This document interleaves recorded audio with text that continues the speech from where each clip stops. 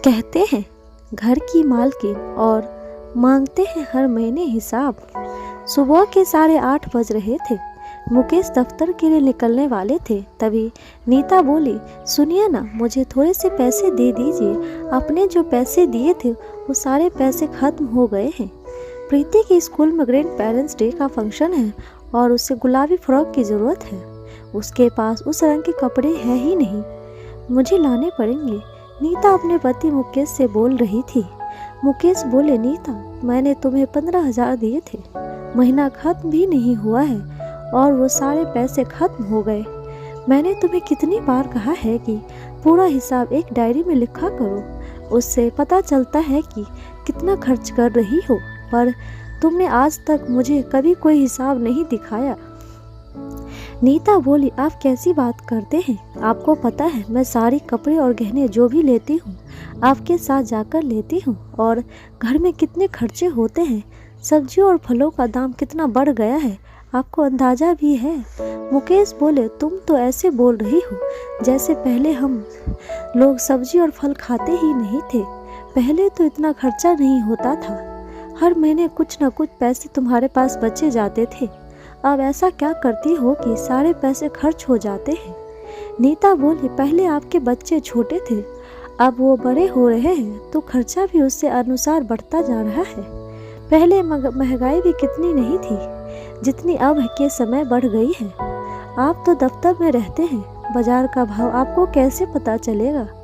मुकेश ने कुछ पैसे नीता के हाथ में पकड़ाए और बोला, शाम में आकर मैं बात करता हूँ, अभी मुझे ऑफिस के लिए देर हो जाएगी। अभी मैं तुमसे बहस नहीं करना चाहता हूँ। और वो ऑफिस चला गया। शाम में मुकेश घर आया। जैसे ही वो हाथ मुंह धोकर चाय पीने के लिए बैठा, मुकेश की माँ फुलेश्वर जी बोली, सुबह बहू से क्या पैसे की हिसाब किताब के बारे में बोल रहे थे? मुकेश बोला, अरे अच्छा याद दिलाया माँ। नीता, तुम तो घर की मालकिन हो यार, फिर क्यों मुझसे बात पर पैसे मांगती हो?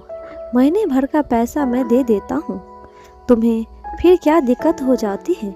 नीता बोली, सब कुछ तुम्हारा है, तुम घर की मालकिन हो। यह कहकर फिर हर महीने मुझसे हिसाब लेकर आप मुझे कहीं ना कहीं पराया कर देते हो। मानो मैं आपके घर और बच्चों की देखभाल के लिए बस रखी गई हूँ। मेरा इस घर पर और आपकी कमाई पर क्या कोई अधिकार नहीं है? नीता की सास फुलेश्वर देवी बोली, बहू, इसमें बुरा मानने वाली कौन सी बात है?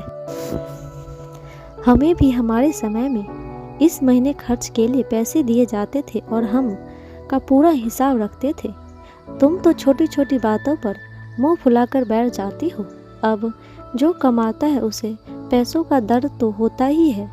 नीता बोली, आप सबको पता है, हर महीने स्कूल में कुछ न कुछ बच्चों को लाने के लिए कहा जाता है। अब क्या मैं इन सब चीज़ों का भी हिसाब लिखूं? क्या बच्चों के खाने पीने, पढ़ाई में जो भी अलग से खर्च होता है वो ना करूं? आप तो ऐसे कह रही हो जैसे मैं पैसे बचाकर अपने मायके भेज देती हूँ। फुलेश्वर जी बोली, बहू रानी, तुम तो बात को रबर की तरह खींचने लगी हो। मुकेश या मैंने ऐसा तो कुछ भी नहीं कहा जो तुम आग बबूला हो रही हो। अरे कमाता है तो वो हिसाब मांग भी लेता है तो क्या गलत करता है? नीता बोली, मम्मी जी, मुझे बहुरानी शब्द से संबोधित ना किया करें, तकलीफ होती है। कहने को आप बहुरानी कहती है और हर महीने की आखिरी तारीख को आप भी इनके साथ हिसाब देखने में बैठ जाती है। क्या औरत की इतनी ही घर की में इज्जत है कि सबका ख्याल रखे और महीने का हिसाब रखे? उस दिन तो बात खत्म हो गई। दूसरे दिन किसी बात पर फुलेश्वर देवी अपनी पति महेश्वर जी से बहू की बात कर रही थी। वो बोले, बहू सही तो कह रही थी, सब कुछ वही देखती है, तो तुम लोग उससे हिसाब क्यों मांगते हो? अरे वो बेचारी तो तुम लोगों बिना कभी घर से बाहर कदम नहीं रखती है, फिर हर महीने ये हिसाब का क्या झमेला है? फुलेश्वर जी बोली, अच्छा जी, आज आपकी बहू की बारी आई तो बड़े धर्मात्मा बन रहे हैं। याद है मुझे जोड़कर आप के पैसे दिया करते थे और पूछते थे कि खर्चा कहाँ कहाँ हुआ। वो बोले, तुम में और बहू में ज़मीन आसमान का फ़र्क है। बहू में कोई बुरी आदत नहीं है कि वो तुम्हारी तरह छुपाकर गहने और साड़ी कपड़े ले। मेरा मुंह मत खुलवाओ। फुलेश्वर जी बोली, आपके कहने का क्या मतलब है?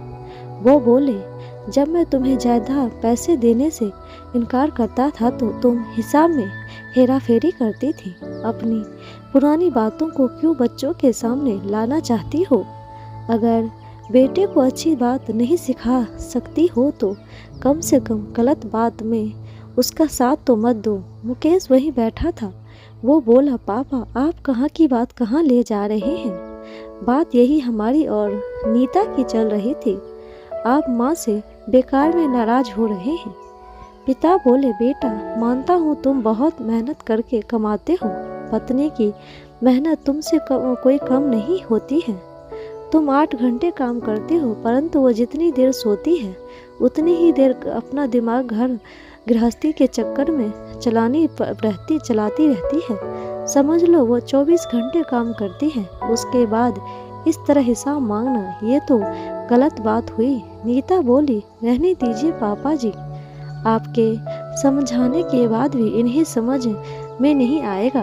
मैं आपसे बस इतनी ही विनती करूँगी, इस महीने आप मुझे घर खर्च के लिए कुछ पैसे मत दीजिए, बल्कि इस महीने का पूरा खर्चा आप खुद देखिए। बाजार से जो भी लाना है अब आप खुद लाइए और बच्चों का भी जो खर्चा होगा आप करेंगे। इसके बाद आप मुझे हिसाब बताइएगा। इतना कहकर वो अंदर चली गई। माँ ने बेटे का साथ दिया और बेटा भी जोश में आकर हाँ भर दिया। कुछ रोज़ तो मुकेश ने जोश में किया, पर 10 दिन में ही उसकी हालत खराब हो गई। पैसे दुगने खर्च होने लगे थे तो उसने पत्नी के सामने हथियार डाल दिया और अपने व्यवहार के लिए उससे माफ़ी मांगा। नीता से बोली, सही कहते हैं लोग, जिसका काम उसी को साजे। ये मेरे बस की बात नहीं है। घर चलाना कोई साधारण काम नहीं है। नीता बोली, बस कुछ तो आपने कह दिया और कुछ मैंने सुन लिया। अब आपको हर महीने का हिसाब चाहिए कि नहीं ये भी बता दीजिए, क्योंकि कहते तो आप मुझे घर की मालकिन हैं और मांगते हैं हर महीने हिसाब है। मुकेश बोला, मैं माँ और अपनी तरफ से तुमसे माफ़ी मांगता हूँ। सच कहते हैं बाबूजी, पहले का समय और अब के समय में बहुत अंतर आ गया है। तुम्हारा काम हम मर्दों से भी ज़्यादा कठिन है। पैसे खर्च करके भी लोग हर किसी को खुश नहीं कर रख पाते हैं, परंतु तुम औरतें सब कुछ करते हुए भी चेहरे पर मुस्कुराहट रखती हो और हमें खुश रखती हो।